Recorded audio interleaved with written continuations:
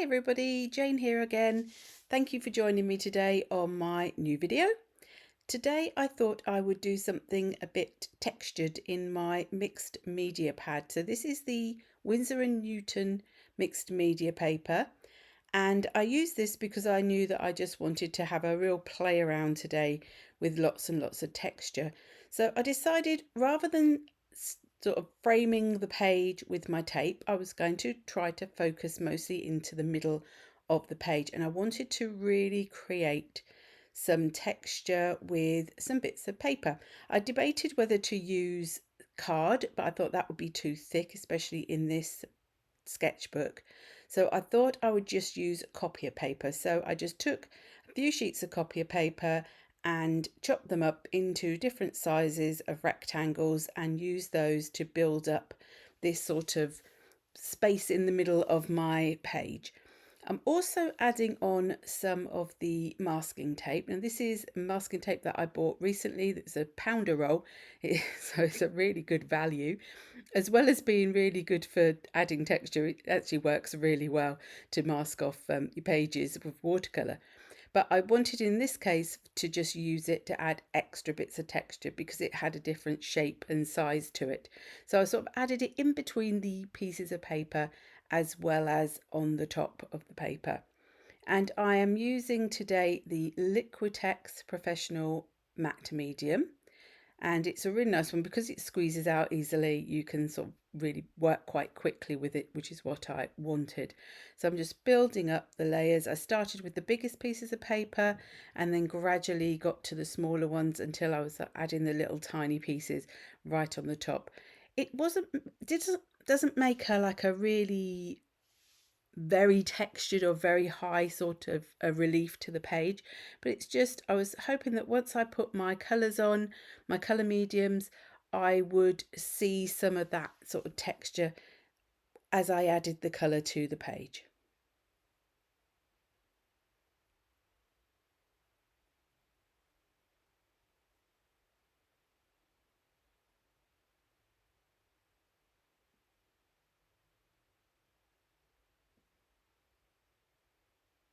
Now I knew I was going to be using gelatos. I had already decided before I started that I wanted to get my gelatos out for a play today, and so I added a layer of white gesso over the top of the texture. I mostly concentrated on adding it to the area where the paper and the masking tape was, because this is where I mostly wanted to be using the colour. To add even more texture to the page, I then added some texture paste. So this is the Pretty Gets Gritty texture paste, and it is a memory box stencil, but I will, as always, list what I've used in the description box below. I probably won't add links to everything if at all, because a lot of the things I'm now using are things I've had for a long time. I can't really remember a lot of the time where they've come from. I won't try to tell you the names of the colours either. I will list that in the description box as well. But I chose a selection of Gelatos by Faber Castell, and because the gesso is on the page, it means that I could just rub the gelatos in. It's a really nice way of using them. They are also water reactive, so you can blend them out with water, but in this case I just wanted to sort of lay the colour down and then blend them with my finger, which I thought would make a nice effect. So I chose a selection of blues and a couple of purples as well, because I had just decided that that was going to be my colour palette. So I don't often use purple. Blue, I have to admit, is one of the colours I do tend to use quite a lot, but purple I thought would make a little bit of a change in there as well. So I started with the lightest of the blues and then gradually worked my way up through to the darkest, and then added the lighter purple and then the dark purple.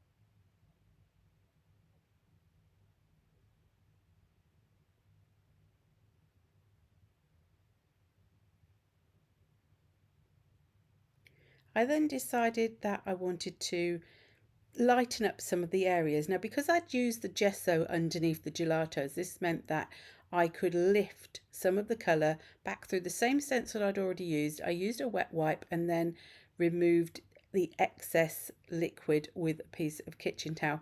Now, on the first part, that the wet wipe was wetter than on the others, so it actually lifted a lot more colour than I had intended.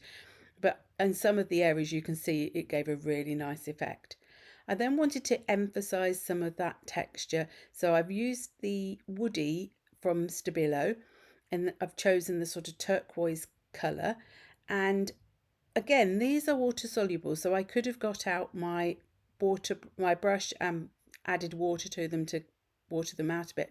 But actually I found that because of all the gelato and the gesso underneath, that I could just blend them with my finger. I don't think that's something I normally manage to do as well, so I think it was because it had the mediums underneath. So I took the pencil, and where the lines of the tape and the paper were, I was going along those and just blending it out a little bit to add a bit more structure to the background of the page.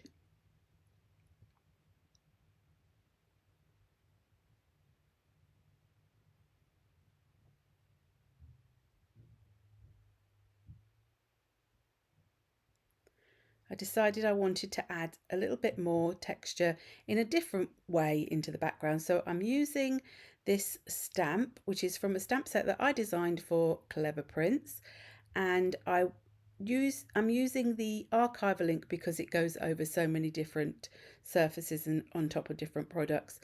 I thought about using purple or blue ink, and then I thought, no, I'd like something that really contrasts a little bit more.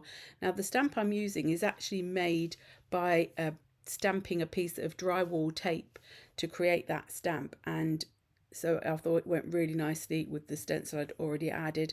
And then I'm using the sort of lines that are together on this stamp just to add a little bit more depth to some of that stamping. I hadn't really decided what I was going to have as a focal point, but as I was working through the process of the project, I decided that maybe something from the Fairies in Bloom would be quite good, as I was thinking that something along the lines of purples and blues again would fit in really well. And I found this page in the Maremi small art book and decided on a butterfly, a flower and a fairy, all because they fit really well with the colour theme that I had chosen. So here I am just cutting out the butterfly, and I decided that even though there's quite a lot of texture on the page, I wanted to stick them directly to the page today and not mount them onto card and make them more of an ephemera type of piece. And I just show you how I cut out the butterfly. I won't show you me cutting the rest out, because once you see me cut out the butterfly, you really do know how I cut out. Once all three elements were cut out, I decided how I wanted to add them to the page. And I wanted the flower to sit sort of behind and in front of the fairy. So I angled it in and then stuck it down first of all together with a bit of acrylic glue. And the glue that I'm using there is the Cosmic Shimmer Glue. So I just wanted to make sure that when I then attached it with the matte medium, it would all be staying in place together. Once I'd done that, I added some of the matte medium, and just as I'd stuck the paper down at the beginning, I did the same with this, because this collage paper is a nice thin copier paper type weight to it, I would say. I'm going over the top as well, just to make sure that it sticks down, because there is quite a lot of texture underneath those elements.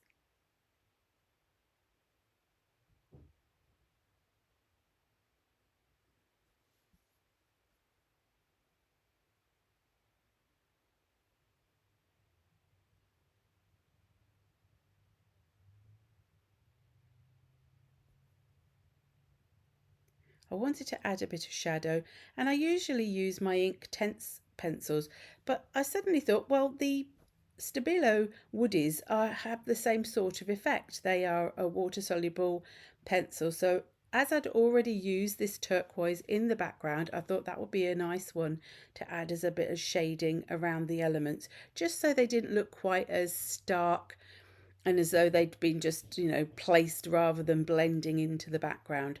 So I'm using the pencil with my brush, and I'm taking the colour directly from the pencil. Now, when I do this, I do make sure that I am trying to take it from the actual pigment of the pencil and not getting too much water on the wood part of the pencil, because I don't want to sort of damage that area. So I start really close to the image and then water it out a little bit. I didn't go too mad with this one today. I just wanted a subtle sort of a glow of colour around the images.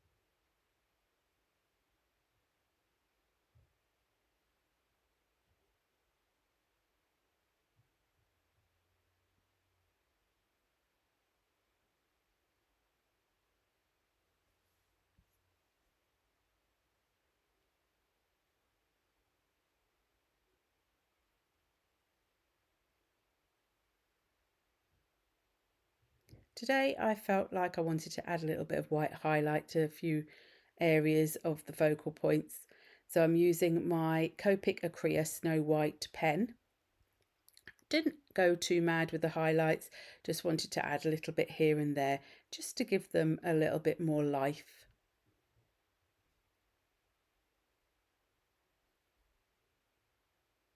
And then finally I'm using the Tim Holtz Small Talk stickers, and I chose a few different sentiments that I thought went really nicely with the page. So thank you very much for watching today. If you have enjoyed this video, do please give it a thumbs up. And if you haven't already subscribed, please do hit that subscribe button. It all really helps.